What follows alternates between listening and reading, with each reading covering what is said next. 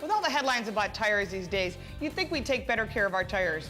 Well, I understand some people are just a little confused. Well, think about it this way. No matter what vehicle you drive, there's only 4 things touching the ground. That's 4 tires about contact patch about the size of your fist. That means that only that much of the rubber of the tire touches the ground.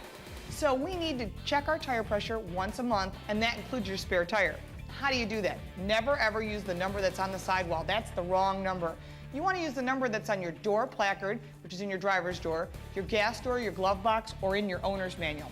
You want to use a digital tire pressure gauge or a stick gauge. It's real easy to do. Once you've got that correct information, take the valve cover off, check your tire pressure. This one says 26. It should be 29 in this tire.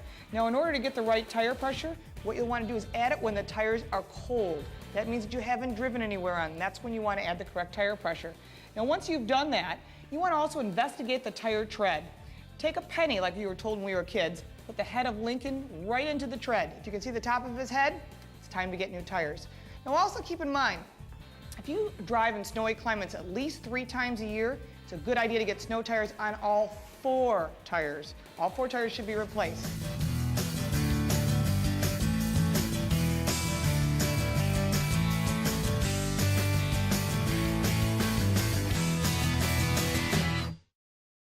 There's more than one way to fix a flat. There's some new tire technology you may not know about. Have you looked in the trunk lately? You may not have a spare.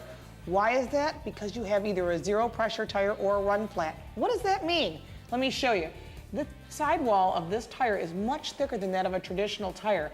The reason for that is if there's a hole in the sidewall, even as large as the size of a quarter, it won't go flat. And the same thing is true with the tread. It's much thicker and much deeper.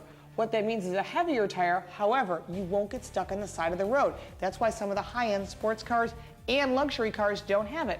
Now, what can you do if you don't have that tire, that option in your car? What you can look for is when you go to replace your tires is a tire that doesn't go flat.